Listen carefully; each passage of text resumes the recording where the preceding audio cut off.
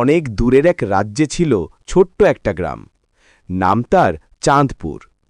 গ্রামটা খুবই সুন্দর, চারিদিকে পাহাড়, নদী আর ফুলে ভরা বাগান।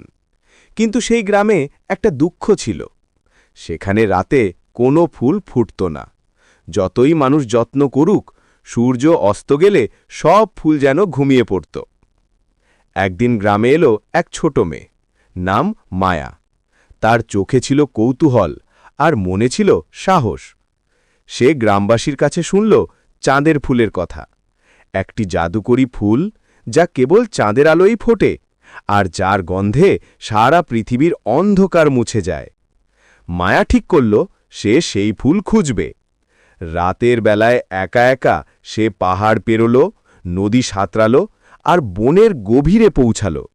হঠাৎ এক আলো দেখা গেল, চাঁদের আলোয় নাচছে এক রূপালী প্রজাপতি। প্রজাপতিটি মৃদু স্বরে বলল, মায়া, চাঁদের ফুল পেতে হলে তোমাকে ৩টি পরীক্ষা পাড়ি দিতে হবে। ১. প্রথমে সত্য কথা বলতে হবে।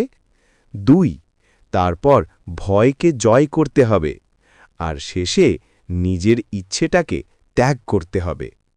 মায়া হাসল, আমি প্রস্তুত। প্রথম পরীক্ষায় এক বৃদ্ধা এসে তাকে জিজ্ঞেস করল, তুমি এখানে কেন?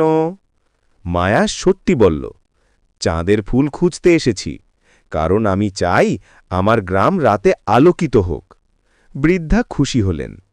দ্বিতীয় পরীক্ষায় এক ভয়ঙ্কর ছায়া তার সামনে এলো, কিন্তু মায়া পিছিয়ে গেল না। সে চোখ বন্ধ করে সাহসের সঙ্গে বলল, আমি ভয় পাই না, কারণ আমি সৎ উদ্দেশ্যে এসেছি। ছায়া মিলিয়ে গেল। তৃতীয় পরীক্ষায় ফুল ফুটল তার সামনে, উজ্জ্বল, রূপালী। এক স্বর ভেসে এলো, তুমি যদি ফুলটি ছিঁড়ো তবে এটি মরে যাবে, যদি না ছোঁও তবে এটি চিরকাল ফুটে থাকবে। মায়া কিছুক্ষণ তাকিয়ে রইল, তারপর মৃদু হেসে বলল, আমি চাই এই সৌন্দর্য সবাই দেখুক, শুধু আমি নয়। সে ফুলটি না ছুঁয়ে ফিরে এলো। সেই রাত থেকে গ্রাম জুড়ে চাঁদের আলোয় ফুল ফুটতে শুরু করল। গ্রামবাসী জানল, ভালোবাসা, সত্য আর ত্যাগেই জাদু লুকিয়ে থাকে।